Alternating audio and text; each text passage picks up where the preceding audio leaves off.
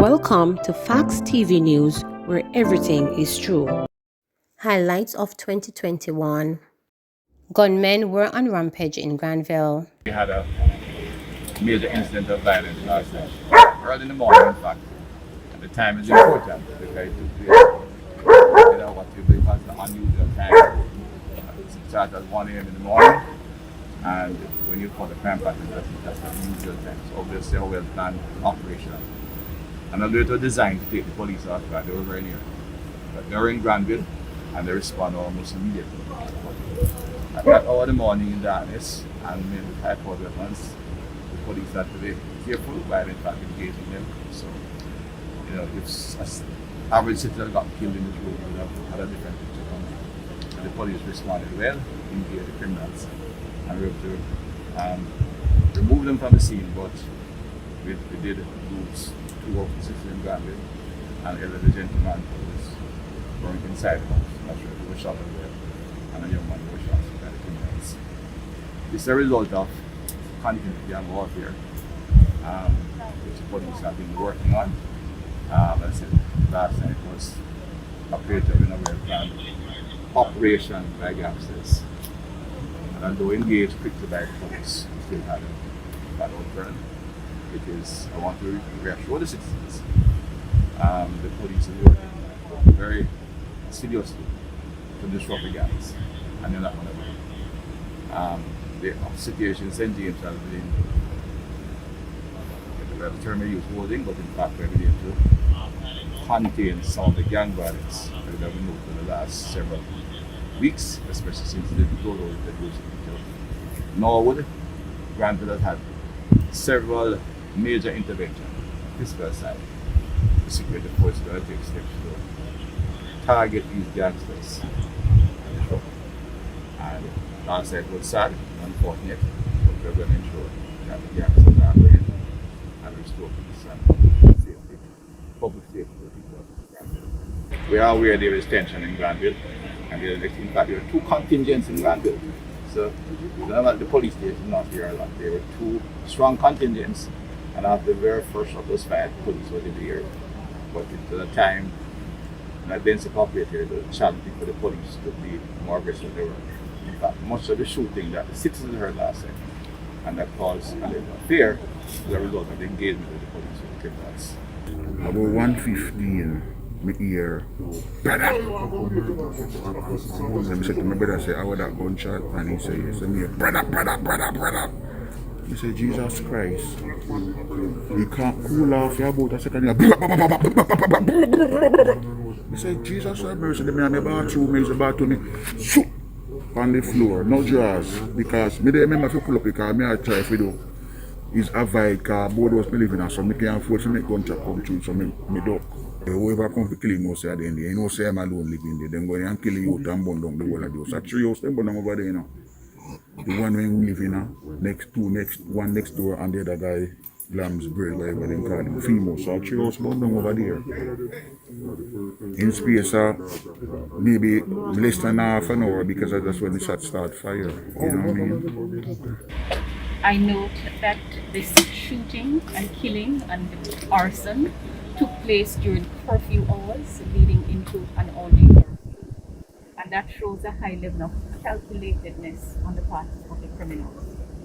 You asked about what measures. The Deputy Prime Minister has indicated that we leave it to the security forces on the ground to advise what kind of ops and then get the support of the government, the rest of government, to deal with it. But bear in mind that Granville has had so many special security operations. Police supported by the army. Granville has had interventions over a period of time that you would expect the issues to be normalized and brought under control. And then you see a pattern and a cycle, a time of flare-up. Let me say that from the information I've received and from the time that I have spent here as Member of Parliament, it is clear to me that the solutions lie with the people who live here, the big families who make up the community. The solution lies there, and this government stands willing and hopefully able to provide the support. But The people have the solution. And until they are prepared to say enough is enough and to help to deal with, either ask for the help or turn over those who are criminals. Because there's a culture that has been normalized in the community. So it's okay to kill for revenge. It's okay to burn out a man's house and send the signal. This is organized crime. Whether they're your family members or they're your friends, it is wrong and should never, ever, ever be condoned. Tell us, wow. Sleep, me sleep. Yeah, something like shot. But when I get up now, you jump up and run in the bathroom. With the people. But when I'm people, so you see like smoke are coming in my house. Step back in her room because she alone sleep. You know, I sleep in one room and she sleep in one. Because my girlfriend was there, she in America. So, when I look and see her, I smoke. So I run and I try to put the bathroom window. I see I couldn't mash up the bathroom window. I try to put the room window, I couldn't look out. So I just run back and just pull her off her bed and she drop on her face and I say, hold her mouth and I say, no ball out. But she heavy and I lift her up and run through smoke and reach her doorway because I know my house set up and escape. Run through the doorway through smoke. This is the next house beside me under fire and my house under fire. I couldn't go and kill me. I couldn't go and kill her. So I tear down my fence and escape through and I couldn't go and see her. Were you able to save anything? No, nothing to save, nothing to save. 6 apartment house, burn down, flat. So that I don't save nothing, no school book, nothing. Birth certificate, everything, gone. Nothing I get to save for. So what is your daughter? 9. October come she at 9. How is she coping now with the situation? But I don't know she at coping now. I don't want to leave me just go because at night she don't want to know. The one lady just give me their clothes. To give her? Yeah. I want to sleep. So you're going to see counseling for her? I mean, don't cry, don't cry. Police is here. The issue of the physical plant is not the issue. What we need is the, as indicated, cooperation of the citizens who know the criminals and to give the police the kind of information that can be converted to evidence. The police is active on the ground and are taking steps to mitigate the problem. Last night was well planned and came out of it. Almost like unusual, because when the police is active they're active on patrol, but given the presence of communication and cell phones, if you those who are with us in the area know there are some vacant phones in the area coming across here in the dark, you will know when the police patrol has moved from garden percent or going to back to the main road. But the police have to operate on the side. Whether they went back to the station or went back to the main road, not a relevant issue. They were here, they were moving through. And the citizens said lose their fear of talking or lose this propensity to take revenge. Vigilante justice will not work if it leads to more killing. Right? The police will take steps to protect those who are involved in who are provided with information. In fact, I'm hoping the big case currently being tried in Spanish Town, although I've tried 2 young cases before, could be a tipping point in the event. We have 42 witnesses to bring, and the police have had to be protecting their families. And I hope that as we come out of this, the citizens can be reassured that the police not only will take the steps to protect the honest citizens who speak to them in confidence, until we can take them to court and try and convict them. And once the citizens will believe and understand that the police will not only say that interested in that, but they will do it and do it successfully. And that is what has led to this reprisal killing ongoing, which is difficult to prevent from happening. DPM, I'd love the media to investigate, no man, really investigate it and find out what's happening, where they're hiding them, right? Because if somebody dies from a gunshot, a gun is involved. When you hear the shots being fired nightly, momentarily to just intimidate, and when the police come through, everything crisp. So what it is in the culture of the community that make people think that it is okay? The system has failed another mother. I was at the clinic. You have two midwives. You have a head midwife and you have another midwife, right? One midwife was using the last menstrual cycle, another was using the ultrasound date. So every time I go to the clinic, I see a different person. The last person I saw raised an alarm and said, "Is the ultrasound date and I should go down right now," which was the 22nd. On the 22nd, came back, got my bag, and I went to the hospital. While at the hospital, I was checked. I signed in with the bag, I was checked, and I was given a piece of paper to come back the following day to be induced on the Friday, which would have been the 24th. So that's what I did. 8 o'clock, I was there for 8 o'clock, got checked again. My cervix was closed. I was admitted. Once admitted, was brought upstairs by the porter. I was just there for a very long time, sitting and waiting until I was registered on the ward. While on the ward, it took me several hours to get a bed, but they told me from the get-go that the induction was not sure for the 24th. Right, that was the Friday. So I said, okay, maybe Saturday, Sunday, so I would get induced to house. She was fine, heartbeat, everything was fine. Got the bed, got checked 3 times a day. Saturday came, a doctor came and just said, "You're on the list for today," and then I never saw the doctor for the entire day. You have a list for the C-section, you have a list to be induced. So that was Saturday. Saturday came and went. Nobody came to me after the doctor the morning. After that morning, Sunday came. The same doctor came around again, said the same thing to me. I'm on the list, and that was it. I never saw her again. That was Sunday. Monday morning, I ensured. I asked, I need to be induced. What is going on? Today is not your term. You will not be going down today on Monday. So apparently, it's done by terms. But I don't go to the clinic at the public hospital. I go to the clinic in the community. So I did not know that. So on Monday, it was not that the term that they put me in. It was not that day to be for anybody to go down. On Tuesday, so she said Tuesday is the day. I said okay. On Tuesday, the doctor checked me. Tuesday morning, the doctor checked me, and she was trying to induce labor naturally, and it did not work. On the Tuesday morning. What did she say to you why it didn't work? She couldn't catch the bag or whatever, because it was done vaginally, so she couldn't catch it.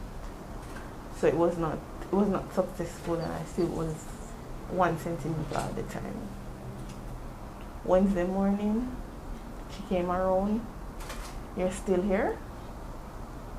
Nothing happened? You're still here?" I said, "No, I'm right here. Still getting checks, morning, afternoon, in the night." So we were fine.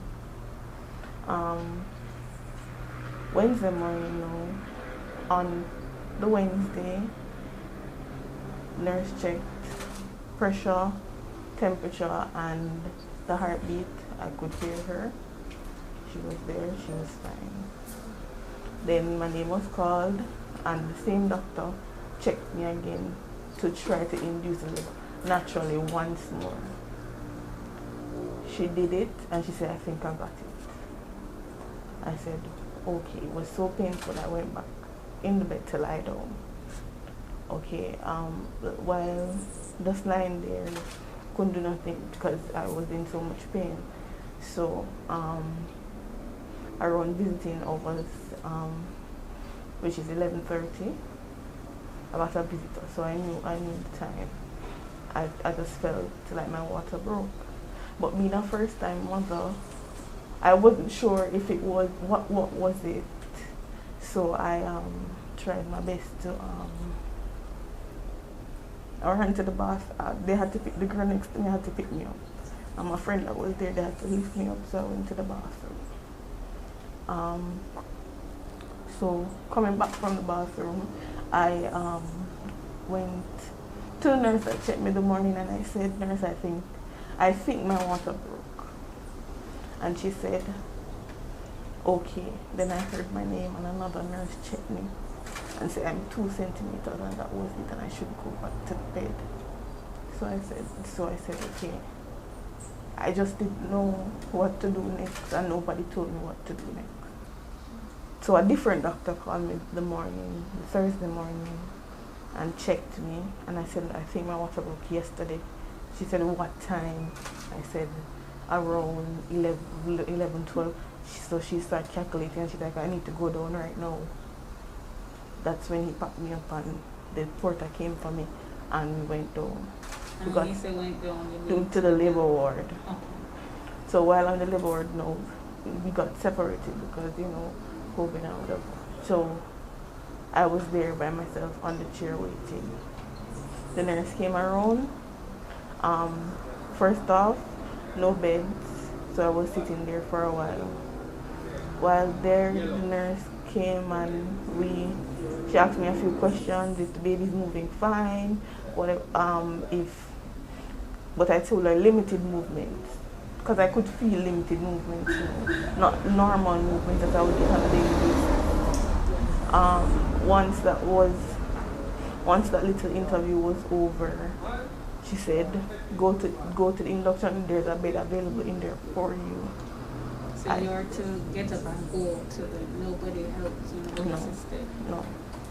I then went to the induction room on the available bed 4, the available bed. I was just sitting on the bed, just sitting.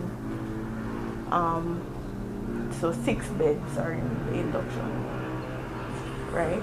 So they are attending to 5 people, and I was not one of the 5 persons they were, because other persons were there from the night before and in the morning before. While there, on the persons on that shift, nobody said hi, hello. I sat there just looking at them until I fell asleep. About how long do you estimate you were sitting there for? About 2 to 3 hours, just sitting there, on bed, just like that. Once, just looking until I just fell asleep. After I fell asleep, I woke up because I'm like, still nobody to touch me to say anything to me. The night shift came around now. And the lady said, "Nobody has said anything to you?" I said, "No. Nobody has said anything to me." She was the first lady to put in the access in my hand. She put in the access in my hand. That's when they started to monitor the baby, heartbeat, my pressure, temperature. Once that was done, still in the Thursday, that was Thursday. I didn't really sleep, but I could still feel the baby the Thursday. I got checked late Thursday night, the heartbeat was there. I eventually dozed off, woke up, and the nurse was checking for the pulse, and there was none, so I started to cry. They immediately got the doctor, and the doctor was trying to find it. Only mine was there. They brought me into the ultrasound room. I walked to the ultrasound room, and then she's gonna ask me, why they called me, and I said yes, because there's no more heartbeat. And she said that another doctor need to confirm. So 2 doctors need to confirm what she's seeing.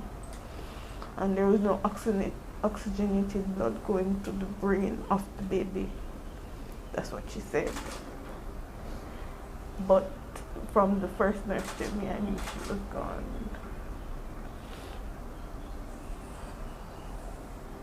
That's the Friday morning.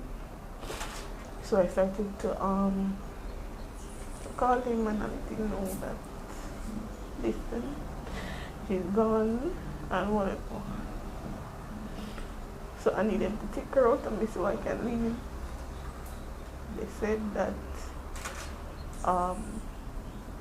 they're gonna give me the induction pill now, so I could have her naturally, because a C-section would be more dangerous at this point. So I said okay. So I got the induction pill that Friday morning, around 7:30. Got the induction pill, but I didn't know it would work that slow. All of Friday to Saturday morning, early morning, I watched the time every hour go by in pain. There was nothing, and I kept on screaming that just take her from me, because she said it don't make, I don't see why I should be in this pain for a baby that is not alive. And they said that what I can do for you, what I can do for you. I'm like, just take her from me, please. It doesn't make any sense to me because it was so painful. And she said, I think they finally gave me something to sleep. That's when I fell asleep. She gave me an injection to sleep, so that's when I finally fell asleep. I woke up the morning, a new nurse came. As I said, the shift is rotating. So a new nurse came, and she's like, why this error like this? It couldn't be that bad, but she couldn't understand how the Friday night was so hard into the Saturday morning. She said, so I was even bleeding at one point on the bed, and I was screaming, I was asking, please, just take her from me. Saturday morning, I was dilating slowly, very slow. Even with the pill, I was dilating very slowly. I eventually got to 10 around 12:30, but she said she could not, I could not pass on baby because my walls were still fake. So I felt the pain and I said, I think it's time. She said, don't push. I come in and said, I think it's time. She said, don't push, just try your best, don't push. And I tried my very best not to push at that time. The nurse grabbed me and she ran me into the living room. Yes, I walked into the living room. I have on a slippers and nothing. Just grabbed me and said, put up a nightie, and I was on the table. And then delivery started. She started to come out. And then I think to me, the delivery was the better part of the whole experience, because the women in there, they helped me. And they said, you can do it. And I passed her out. When you said the women, are the mothers? No, the delivery team. They held my feet and held my hand and said, just give me one big push, just keep pushing. And the baby came out, she had to hold the baby with 2 hands because the baby was so big. And she said, mother, what kind of baby you have? And I said, girl, I was awake for everything, every stitch, everything.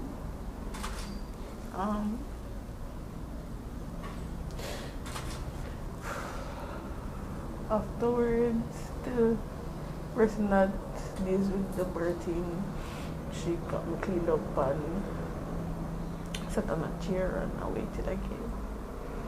they asked me if I wanted her to be dressed and so I could take a picture and I said yes. If you could sum up into one word how you're feeling as a couple, what would it be? One word. I don't have one word. But this is a nightmare for me. I'm living a nightmare.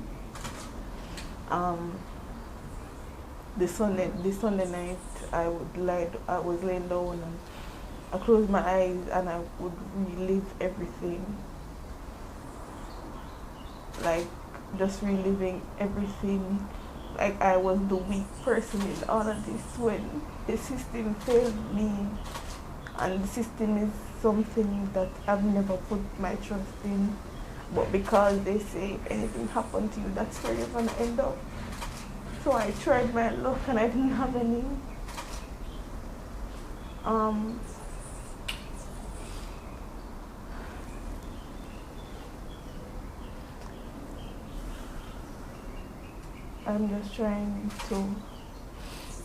I'm trying my very best to just keep strong. My support system is still here with me. I'm weak, like I'm very weak, but I'm trying to push through. I got on Monday. I had to be running around. I had to be asking the nurse when a doctor would see me so I can go home, because that's not somewhere where I want to be. It took my situation for them to clean the ward that I was on. Women were there for 2-3 weeks. A girl said she was in there from September 7th to be induced and it was not done. It took my situation. When I went back on Ward 5, they were all gone. Only females that were to get medicated and go home, which their due date was not anytime soon. And that should not be. Please remember to subscribe, like, share, and click the notification bell for daily updates.